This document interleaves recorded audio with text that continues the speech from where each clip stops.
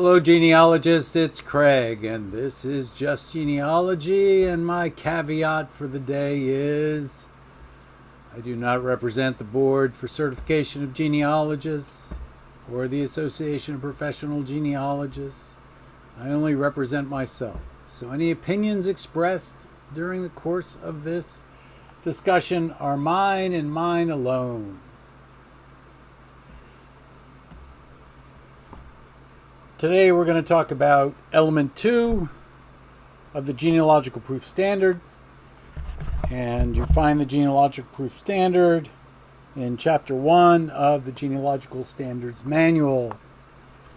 And it is complete, accurate citations to the source or sources of each information item contributing directly, indirectly, or negatively to answers about that identify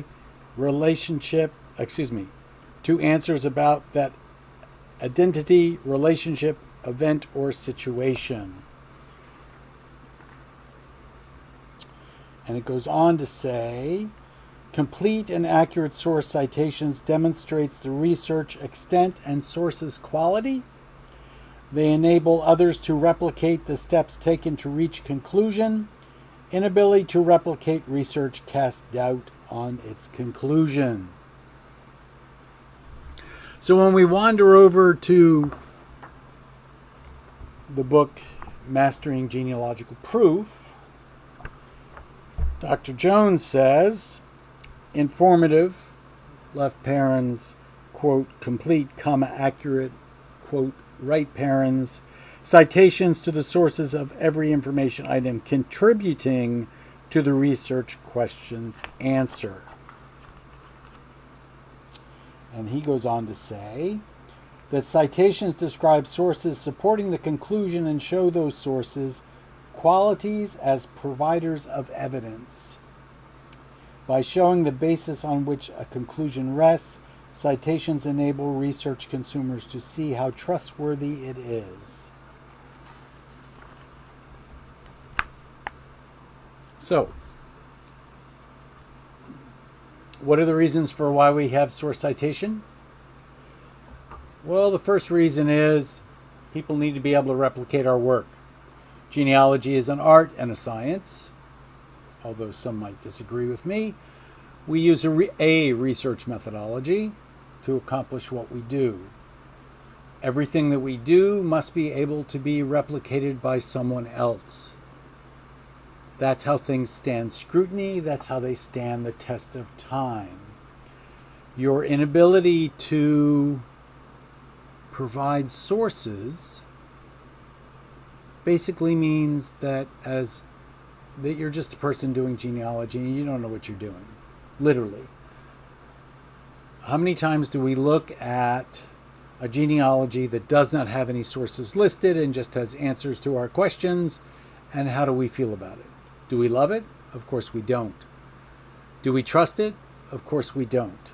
Remember, genealogists do not trust. It is not our nature to trust. Our nature is to look at those citations and determine, do they in fact say what this author says they say? Now, I've encountered circumstances where people make up citations. That's not a pleasant circumstance, because if you can't replicate the work, it's no good. If it doesn't have citations, it's no good. There's a word that I use inside my head, it's called crap. And I, in my genealogical life, have encountered a lot of crap. Now, you may be like me, where you read all the citations. In fact, the citations for me are more important than the actual text. Now, don't misunderstand. The analysis that takes place in the text is important to me too, because that's how I learn. But knowing what records were used and where those records came from is more important to me than the actual analysis. I don't care who your great-great-great-great-great-grandmother is. I do care what sources you used to determine who she is, because I might be able to use those sources also. The other goal is, of course, if somebody has to be able to replicate your work in order to make it to stand scrutiny and last the test of time, then you need to know how to do a citation in such a way that an individual can find what you found. So the role of citation is twofold. One, to demonstrate support for your conclusions, and two, to provide a path whereby someone who wishes to replicate your work can actually get to it. So we have this book that tells us, Evidence Explained, and I hope by now you've read that second chapter on fundamentals of citation. We have this book that basically provides quick check models in regards to how we should format and create our citations. It's my belief that Evidence Explained, or Evidence, the smaller version, the older version, are not Bibles, but rather guidelines for genealogists to use to create citations. One of the issues that we deal with in genealogy is that we deal with so many different classes, kinds of things, that it was necessary to create Evidence Explained because the Chicago Manual of Style couldn't do the job. Recognize that Evidence Explained is based on the Chicago Manual of Style. It's sort of like a child of, that's grown up better than the Chicago Manual of Style for genealogists. Now, there are a lot of people who believe we shouldn't have our own way of doing things. And unfortunately, those are people who just don't understand what it is to be a genealogist.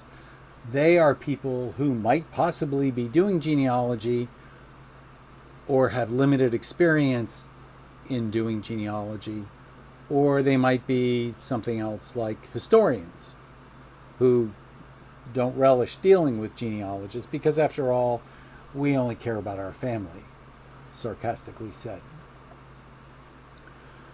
So let's back up a little bit and say that we have to have our own method of citation, largely because we are a separate profession, and every profession has its own jargon, and we as genealogists have our own jargon. And part of that jargon is how we cite our sources. Now, recognize that in source citation, that it is many times a function of an editorial style sheet provided you by the editor of a journal, because they have a specific way of doing citation for their journal. And you pay attention to them because that's how it has to be done in order to get published in their journal or their magazine or wherever you're being published. So it's very important to learn very much up front, almost before you start writing a citation.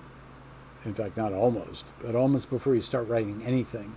I actually write and then I add the citations in later. I don't write, stop, put in the citation, go back and write again, because doing that, in my mind, interferes with my writing process, interferes with the flow.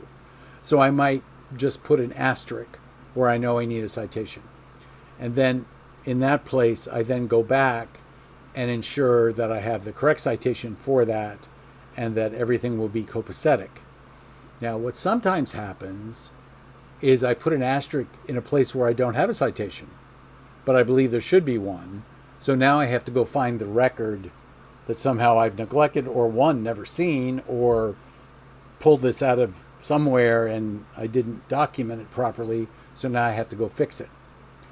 So I like doing it that way because I know that I have a sense of what is required to be cited, that which supports my conclusion, that which supports any information that is not common knowledge.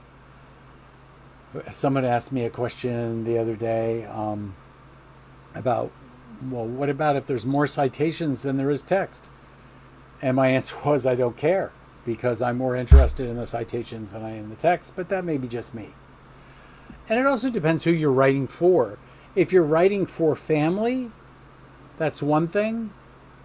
I mean, it's possible. If I were writing for family, non-genealogists that I did not wish to confuse with source citation, I would be using endnotes because they're all at the end of the book.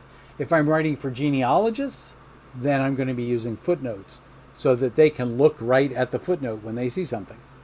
Or they can deal with the footnotes that deal with the piece that I'm dealing with at that time instead of having to flip back and forth. Your relatives probably don't care about your genealogy. They just think you're a weird person who does this stuff and don't exactly know why, and they tolerate you. But, and then when you give them something like a family genealogy, they're most appreciative, and they'll put it on the shelf. 1 in 10 might very well take it down off the shelf someday. But that's not our issue. We're creating something for posterity. Posterity means it has to last a long time. That doesn't mean I need to use acid-free paper. That means the data inside of it has to last a long time. The analysis has to stand scrutiny. It has to stand the test of time. So I don't really care how you create your citations. I suggest that you use the quick check models as a guide, not as a Bible, because you'll try to jam your square peg into a round hole. So recognize that you as a genealogist have some flexibility in dealing with your citations. One of the biggest problems I have dealing with is I always want to use a first full reference note throughout everything. And it's just the way I am. And I always constantly forget about my source list entry. So recognize that you have to understand the difference between a source list entry, a full or first reference note, and a subsequent short note. Subsequent short notes are easy, except I'm so old I use IBID and IPSET and all that kind of stuff. And I always have to step back away from it and remember how to do it properly, because we don't do it like that anymore. And just because I did it for 40 years doesn't mean that I learned in the next 20 years how to do it properly. And no, I wasn't doing source citation when I was 10. If I would have been doing it when I was 16, my life actually for the next 15 years would have been a lot easier, because generally I would just mark down the title and sometimes not even the author. So cleaning that mess up was a lot of fun. There is, I believe, in the quick check models, an example that can create a basis for you to move forward in a citation. There is not the expectation that all of your citations will match the quick check models, because it just doesn't work that way. They're a guideline. They're not the Bible. They are not handed down from Mount Sinai as the way genealogists will do source citation. If they were, then we wouldn't have all those style sheets from all those editors, from all those peer-reviewed journals and all those magazines out there. And each one is nuanced different as a function of who and what it is and what their focus might be. I really don't know what else to say. I don't recommend that you sit down and read Evidence Explained. I have done that. And that explains why I'm in the acknowledgments where I am. And I've done it more than once. I think I've actually done it 2 or 3 times. And what it basically does when you read it from one end to the other is give you a headache. I'm not in favor of headaches. However, I am also not one, and I wish I was in a way, that puts tabs on the end pages of things so that I can get to them quickly. And I think the reason why I do that, or don't do that rather, is because in getting to that page I may see something I don't remember, or something else I need to ponder, or I'm using serendipity in my process. I'm always looking for something that I don't quite have up here. And there's a lot of stuff that's not up there. I have no expectation that knowing how to do a source citation should be kept up here and only up here. By using this book, you will in fact be able to do a source citation. And we'll do, I think what we may do is we may do some I think what we may do is do some genealogy skill tests over time where I'll plug a bad citation up and then you can come back with what the citation should look like, and we'll see how different everybody is, because you can be right and still be different. Of course, you can be wrong and be different too. But remember that you want to do source citation all the time. You want to recognize what the elements of source citation are, and we'll even talk about that a little bit more in the future as we get into things. But you at least need to know the author, the title, the publisher, the year, all those pieces. And that's just a book. But you want to know what the key pieces are, not necessarily the format, not necessarily the ordering, not necessarily anything other than what the key pieces are that you need to create a citation at a later date. I don't want to sit in the National Archives and look at something and write the citation while I'm in the National Archives. I don't have time for that. When I'm in the National Archives, I write record group and I write entry number, because I own the finding aid that will tell me what the series number is, what the description is.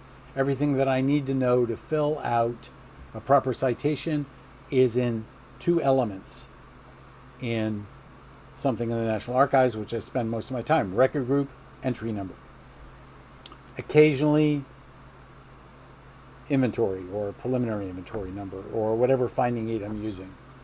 But generally I've looked at the finding aid before I look at the material. So I already know what my source citation will probably look like in the final analysis.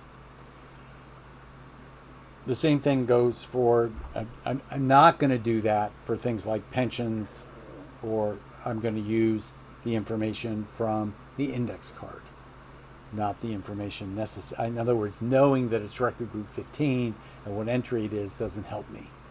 What helps me is the information that's on the index card.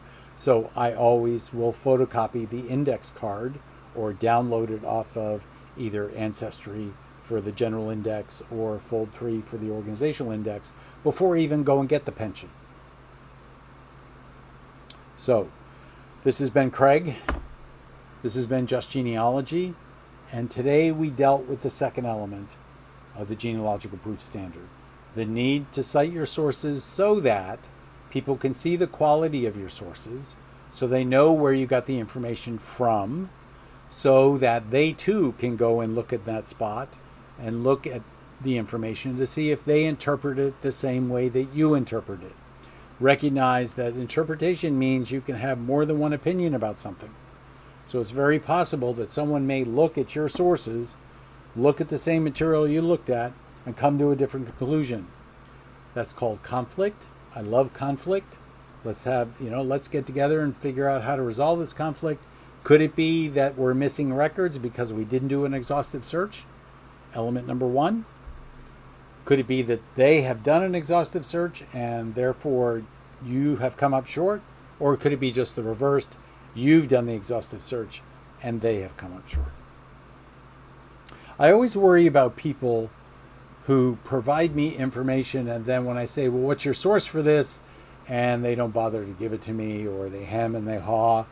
My opinion of them has shrunk immeasurably through that interaction. And you should treat anyone who refuses to provide you with source information as to how they came to their conclusions as being faulty researchers.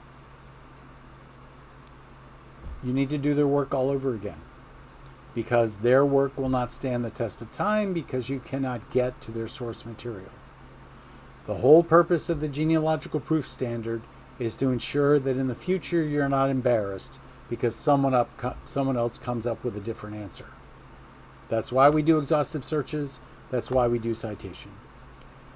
So next time we're going to talk about the pieces prior to getting into analysis, correlation, those kind of things, the third element, and then we'll go back and look at the genealogical proof standard another day, the proof standards, and what we will use to do analysis and correlation in order to create that work that will stand the test of time.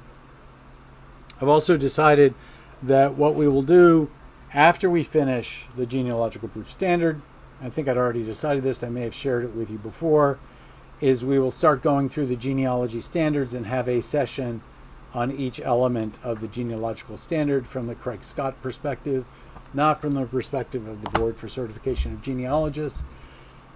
This will be fun. I'm sure that I will hear from someone about how my perspective isn't correct, but I don't care from the perspective of that's how I'll learn that I don't have the correct perspective.